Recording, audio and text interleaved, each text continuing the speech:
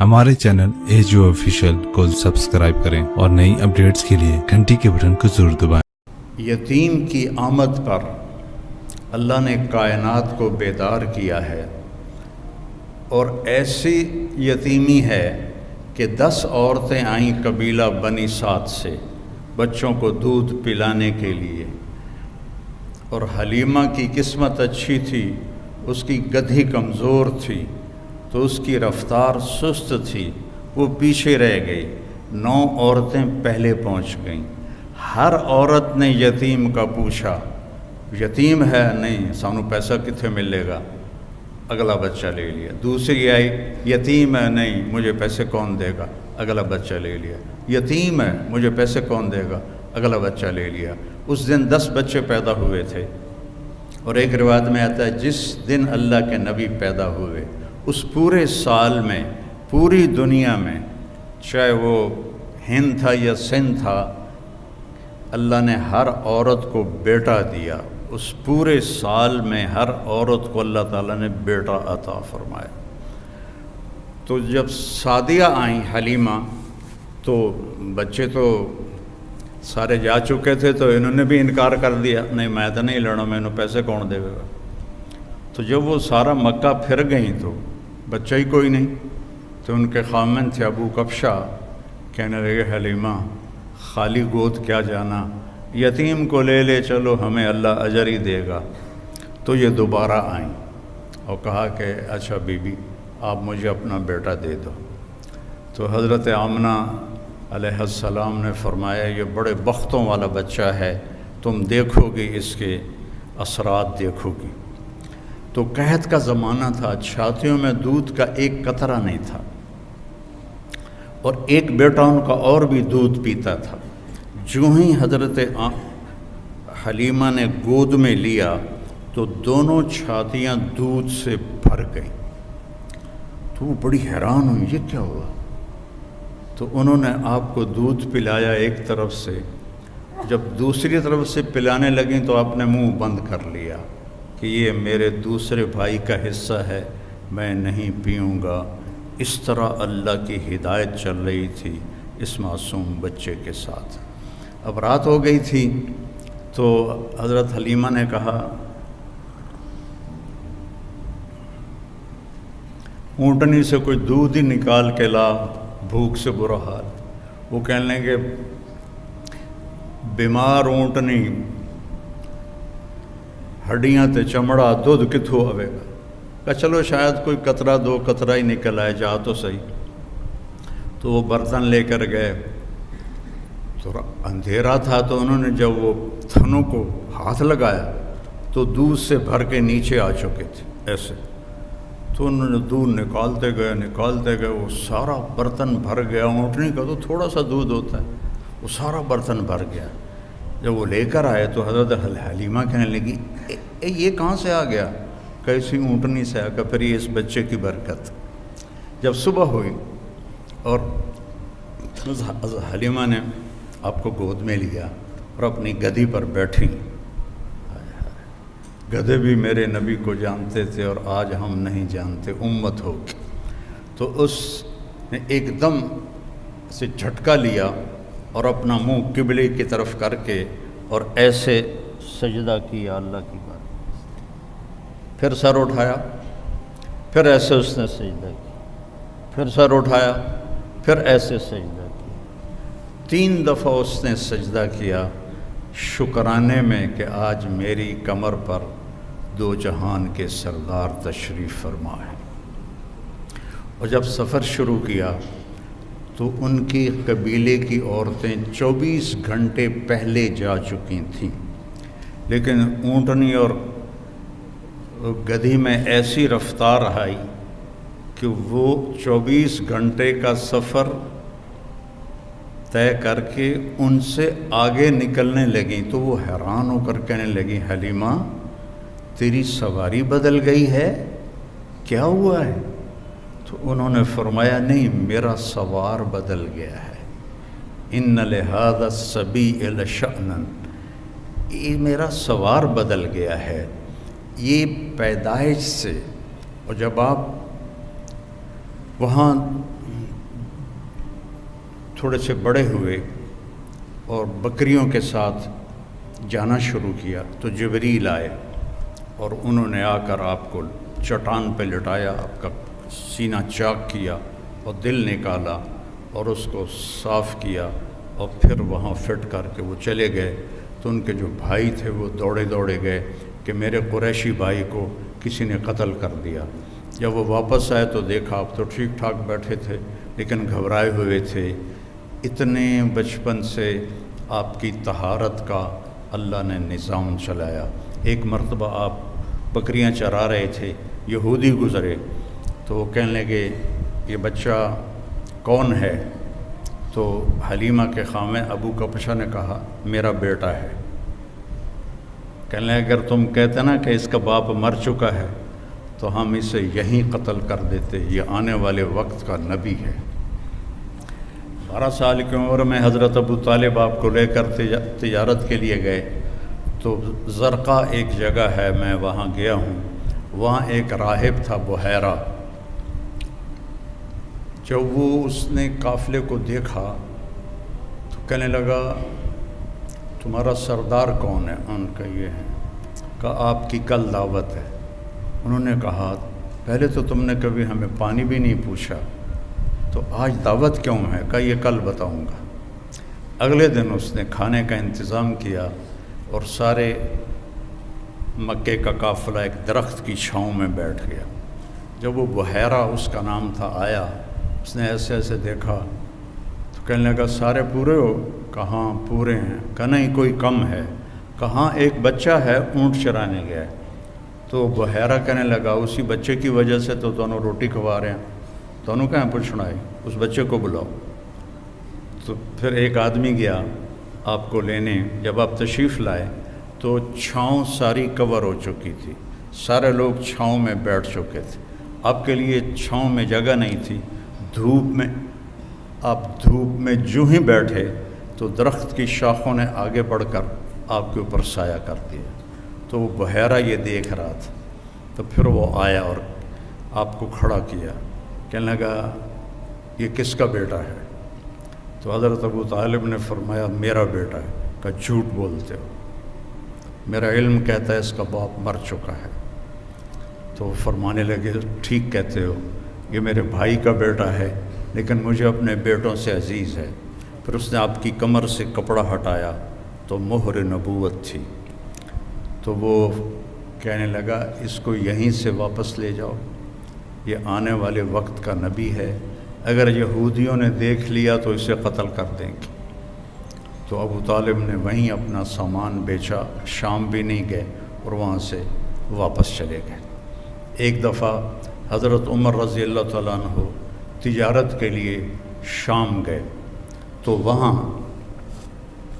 ان کا جھگڑا ہو گیا، تو ایک شامی سردار نے ان کو گرفتار کروا لیا اور اپنے وہاں غلامی میں لے لیا۔ تو حضرت عمر رضی اللہ عنہ 2-4 دن ٹھہرے، پھر موقع پایا اور اس کو مارا ڈنڈا، شامی سردار کو، وہ مر گیا۔ تو ان کو پکڑنے لگے تو وہ بھاگے۔ اب یہ بدو آدمی تھے، ان کو وہ شہری پکڑ ہی نہیں پا رہے تھے، تو آگے جب گئے تو ایک پادری کھڑا تھا گرجے کے دروازے پر، اس نے حضرت عمر کو آتے دیکھا تو ان کو دور سے بلایا، ان کو اندر لے لیا اور دروازہ بند کر کے کھڑا ہو گیا۔ پیچھے سے مجمع آیا، جی آپ نے کوئی بدو تو نہیں دیکھا یہاں؟ کہا کوئی نہیں ہے، چلو بھاگ جاؤ۔ چلے گئے۔ وہ اندر آیا، کہنے لگا کون ہو؟ کہا میں عرب ہوں۔ کہاں سے آئے ہو؟ کہا میں مکہ سے آیا ہوں۔ کہنے لگا تمہارے شہر میں کسی نے نبی ہونے کا دعویٰ کیا ہے؟ ان کا نہیں۔ کہا ان قریب تمہارے شہر میں ایک نبی ہونے کا دعویٰ کرے گا، وہ آخری نبی ہوگا اور تیرے مقدر میں اس کا ساتھی بننا لکھا ہوا ہے، اور تیرے مقدر میں اس ملک کو فتح کرنا لکھا ہوا ہے۔ تو مجھے یہاں تحریر لکھ دے کہ جب تیری فوجیں میرے ملک کو فتح کریں گی تو میرے گرجے کو نہیں گرائیں گی، حضرت عمر کہنے لگے حضور میری غربت دا مذاق تا نہ اڑاؤ، میں تو اتنے مزدوری کرن آیا روٹی واسطے، تجھے میں نے بادشاہ بنا رہے ہو۔ وہ کہنے لگا تو تجھے کیا فرق پڑتا ہے، تو لکھ دے، چاہے میں جھوٹ ہی کہہ رہا ہوں تو لکھ دے۔ تو حضرت عمر نے لکھ دیا کہ جب میری فوجی آئیں تو اس کے گرجی اور اس کو کچھ نہ کہا جائے، اور حضرت عمر لکھنا جانتے تو سائن کر دیے۔ پھر جب حضرت عمر کے زمانے میں ملک شام پر لشکر کشی ہو رہی تھی تو پھر آپ نے وہ خط حضرت ابو عبیدہ کو دیا کہ اس راہب کی آپ نے حفاظت کرنی ہے۔ اتنا پہلے آپ کی آمد کی نشانیاں ظاہر ہونا شروع ہو چکی تھی۔ آپ درخت کے پاس سے گزرتے تھے، درخت کہتا تھا السلام علیکہ یا رسول اللہ۔ آپ پتھر کے پاس سے گزرتے تھے، پتھر کہتا تھا السلام علیکہ یا رسول اللہ۔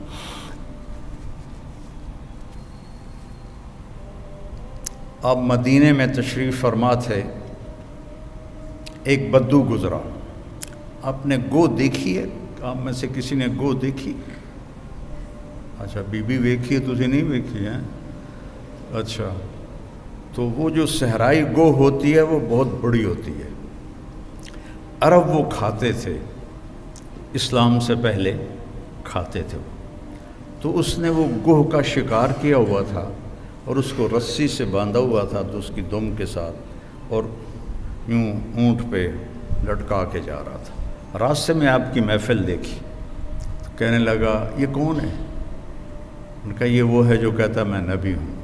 تو اس نے اپنی اونٹنی کو موڑا اور آ کر کہنے لگا تو ہے جو کہتا ہے میں نبی ہوں؟ تو نے گھر گھر میں لڑائی ڈال دی ہے، اگر میری قوم کی اور تیری صلح نہ ہوتی تو میں ابھی تیرا سر اڑا دیتا۔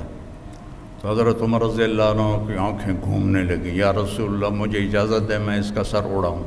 آپ نے کہا عمر تجھے پتہ ہے کاد الحلیم ان یکون نبیہ، صبر والا اور معاف کرنے والا اور درگزر کرنے والا نبی بنتے بنتے رہ جاتا ہے، یہ اتنی بڑی صفت ہے۔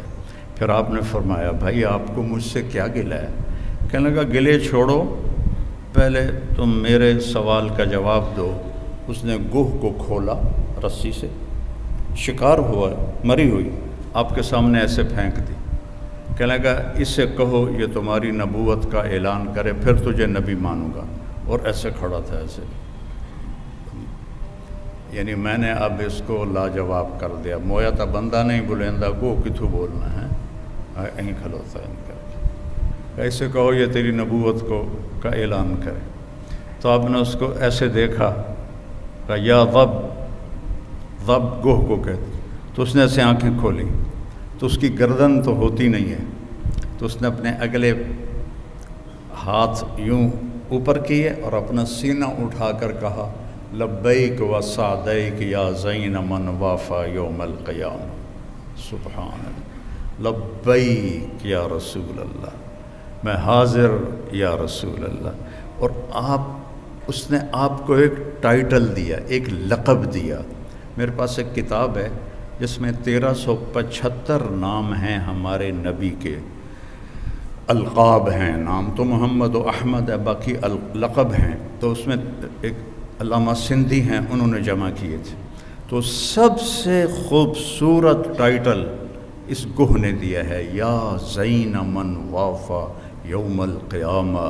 قیامت کا دن بہت ہولناک ہے، یوم یجعل الولدان شیبا، الحاقۃ ما الحاقہ، القاریۃ ما القاریہ، هل اتاک حدیث الغاشیہ، اذ زاغت الابصار۔ کیا کیا قرآن نے بیان کیا ہے قیامت کے دن کی ہولناکی کو۔ وہ کہنے لگے اے وہ ذات جس کی برکت سے قیامت کا دن خوبصورت ہو جائے گا، سبحان۔ وہ بدو پہلے ایسے کھڑا تھا نا، پھر اینج ہو گیا، اسے گلا بھی اے تو کچھ اور کم بن گیا، تو اس کے ہاتھ نیچے چلے گئے۔ تو کہنے آپ نے کہا من تعبد، کون ہے رب تیرا؟ کا من فی السماء عرشہ وفی الارض سلطانہ وفی البحر سبیلہ وفی الجنت رحمتہ وفی النار عقابہ۔ میرا رب وہ ہے جس کا عرش آسمانوں پر ہے، سلطنت زمینوں پر ہے، راستے سمندر میں ہے، رحمت اس کی جنت میں ہے، عذاب اس کا جہنم میں ہے۔ آپ نے فرمایا من انا، میں کون ہوں؟ سبحان اللہ، من انا، گوہ بول رہی ہے، انسان نہیں بول رہا، گوہ بول رہی ہے، اور خوبصورت عربی میں بول رہی ہے، من انا، میں کون ہوں؟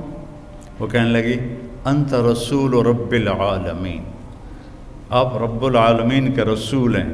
اور اس نے یہیں بس نہیں کی، اس کو اگلے مسئلے کا بھی پتہ تھا کہ ایسا بھی ہوگا، وخاتم النبیین، اور آپ آخری نبی ہیں، آپ کے بعد کوئی نبی نہیں آئے گا، جو بھی آئے گا وہ جھوٹا ہوگا، وہ دجال ہوگا۔